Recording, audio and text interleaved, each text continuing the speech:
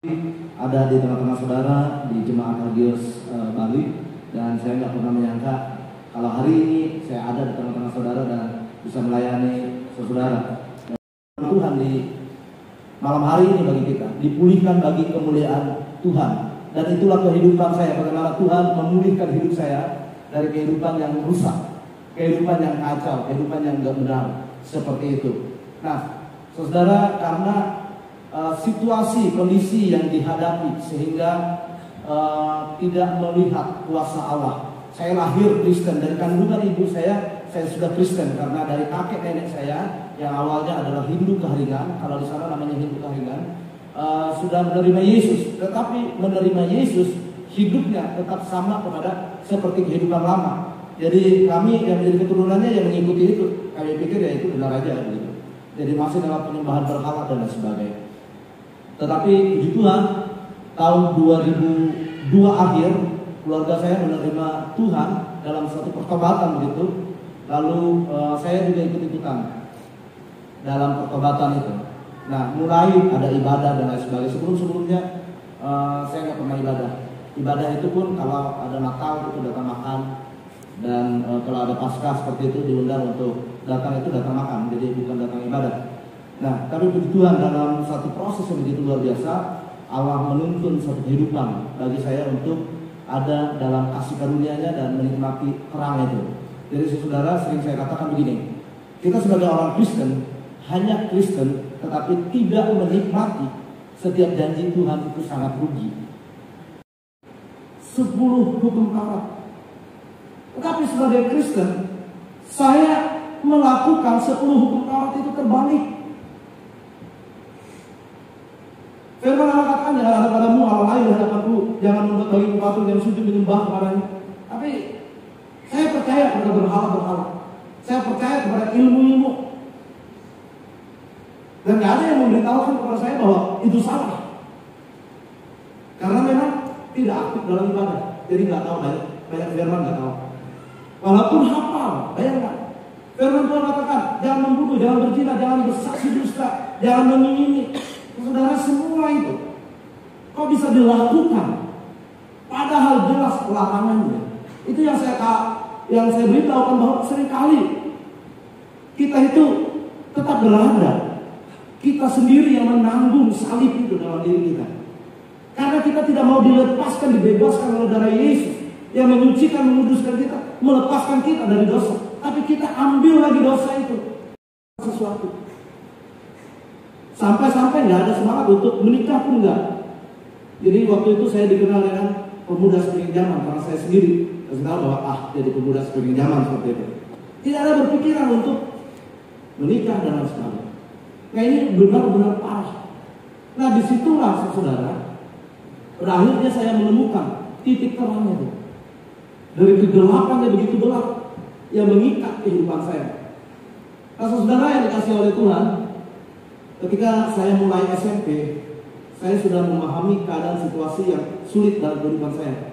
Karena keadaan kami yang sangat miskin dan orang tua saya ada beberapa kali katakan, kamu gak usah sekolah. Kita ilmu-ilmu setan itu saudara dibagi-bagi, terserah mau apa. Yang mana mau yang dipakai. Tahan pukul, tahan tembak, tahan apa saudara, tahan parang dan lain sebagainya. Nah, sehingga nggak ada rasa takut, pokoknya maju aja. Saya nggak tahu saya ditembak, saya nggak tahu saya ditombak dan lain sebagainya, pokoknya maju aja. Selama 36 jam, dan itu nggak ada mikir makan minum. Itu benar-benar yang namanya haus darah, lapar daging. Waktu saya didorong untuk jadi hamba Tuhan, waktu itu saya nggak mau. Untuk bersaksi saja saya nggak mau. Saya tahu diri, saya merasa saya adalah orang yang sangat. Ada di sini yang pernah makan hati manusia. Jadi saudara, kalau beritanya dulu pernah terdengar bahwa orang Dayak itu makan orang, ya ada sedikit benarnya. Jadi jantung hatinya kami makan.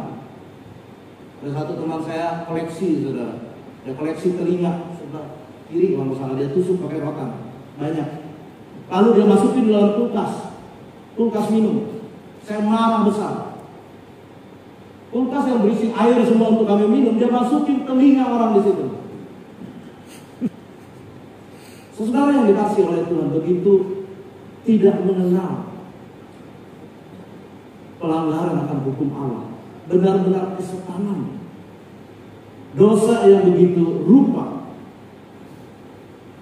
hingga di dalam kehidupan, seperti orang yang tidak mengenal Allah. Tapi satu ketika saudara, ketika om saya telepon menanyakan keadaan, karena ada satu rumah, itu seorang teman saya, di rumah itu ada telepon.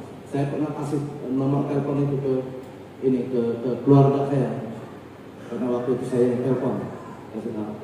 Dia telepon menanyakan tentang keadaan saya. Oh, saya bilang baik-baik aja. Lalu dia katakan kita berdoa. Nah, saudara, untuk berperang, berdoa, saudara, didoakan. Nah, supaya nggak mati seperti itu. Masih ingat Tuhan, padahal yang dilakukan adalah jahat. Saudara, beberapa waktu kehidupan saya bukan kehidupan yang enak setelah itu. Secara manusianya, menjadi sebuah kebanggaan.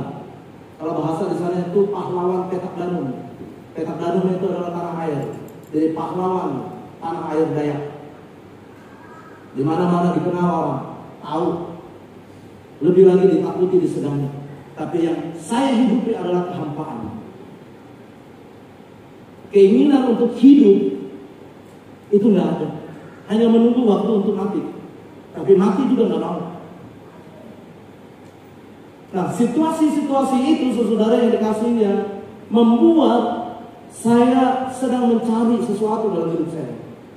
Saudara bisa bayangkan yang terikat, ilmu-ilmu perang yang ada. Saya nggak bisa tidur kalau nggak kumpul orang malam. Kalau enggak, saya harus cari minuman, saya harus mabuk, saya ke diskotik, saya cari sabu-sabu dan lain sebagainya untuk menenangkan diri. Karena di antara teman-teman saya ada beberapa yang gila karena saking mabuk, lalu di jalan tabrak, mati, dan beberapa yang meninggal karena tidak sanggup menyandang segala sesuatu yang ada dalam diri. Jadi saya harus pukul orang. Ada satu bundaran yang ada di kampung saya itu, di kota saya, di situ bundaran Ampel namanya. Karena tiap malam kalau saya ada di situ, kita sholat, saya pukul orang di situ. Jadi mereka nggak tahu siapa yang pukul, kadang-kadang saya juga nggak mereka lihat. Jadi ada hantunya. Supaya saya bisa tidur. Bayangkan, tersiksanya hidup seperti itu. Secara manusianya hebat, keren. Tetapi dalam diri kita, dalam jiwa batin kita, itu nggak ada ketenangan, nggak ada damai sejahtera, nggak ada yang hebat di situ. Itu darah pengampunan. Sebesar apapun dosa, semerah buah permisi, yang merah itu diputihkan oleh Allah. Tapi waktu itu masih belum yakin ya. Saya selalu teringat kepada dosa, pelanggaran atas diri saya yang begitu rupa, yang membuat saya nggak bisa hidup dalam ketenangan. Tapi saudara yang dikasih oleh Tuhan, salib menjadi pernyataan cinta Kristus yang abadi.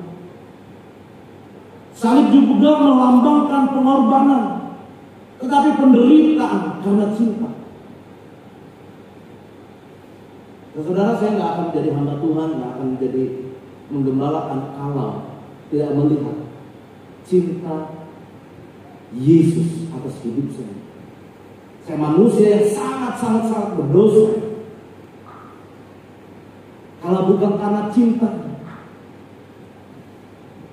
saya melihat filmnya aja, wah, ini penderitaan karena saya. Sehingga pada akhirnya saya melangkah menyerahkan seluruh kehidupan saya, saudara, melepaskan segala sesuatunya. Ketika saya menyadari cinta kasih Kristus yang begitu luar biasa atas hidup saya, membebaskan, melepaskan saya dari dosa. Bukan cuma itu, Dia tuntun hidup saya dari kebenaran kepada kebenaran, sehingga mengubahkan cara pandang, cara pikir, sehingga saya melepaskan segala sesuatu yang harus dilepaskan. Ilmu-ilmu itu saudara nyata. Saudara, saya punya ilmu yang namanya ilmu perunduk. Ada 7 sungai besar di Kalimantan Tengah. Saya dapat dari 7 sungai itu ilmu perunduk namanya, untuk menundukkan orang. Saya berperang dengan musuh. Kami itu 5-6 orang. Musuh itu bisa ratusan orang. Tapi ketika berhadapan, mereka ejek olok karena mereka lihat sedikit. Saya hanya katakan, duduk. Itu semua duduk. Seperti orang menyerah. Kami tinggal tebas, mau disembelih, mau ditebas. Saudara, kita tidak lagi memakai tangan kita untuk melakukan hal yang jahat. Hati, pikiran. Saudara, orang nggak bisa main-main sama saya. Saya waktu baru bertobat nih. Ada teman saya, memang teman, kami lagi jalan. Dia tanya, "Di, kalian ikut gereja yang itu ya, yang tepuk tangan?" Itu nggak basa-basi, datang, tempeleng. Dia kaget, "Bu, kenapa saya tempeleng? Kamu ngejek?" "Oh enggak, saya cuma nanya," katanya. "Kamu ikut gereja yang itu?" "Iya, Bu." "Kamu ngejek?" "Enggak," katanya. Saya tersinggung langsung, saya pikir dia ngejek saya. Jadi karena ketidakpengenalan akan Allah yang membuat kita berdosa. Tetapi ketika kita mengenal Allah, kita harus tahu bahwa karena kasihnya begitu besar. Karena begitu besar kasih Allah akan dunia ini, sehingga Ia menurunkan anaknya yang tunggal supaya setiap orang yang percaya kepadanya tidak binasa melainkan hidup yang kekal. Menjadikan kita hidup bagi kebenaran untuk menjadi saksi. Dikatakan dalam 1 Petrus pasal 2 ayat 9. Tetapi kamulah bangsa yang terpilih, imamat yang rajani, bangsa yang kudus, umat kepunyaan Allah sendiri. Supaya apa, saudara?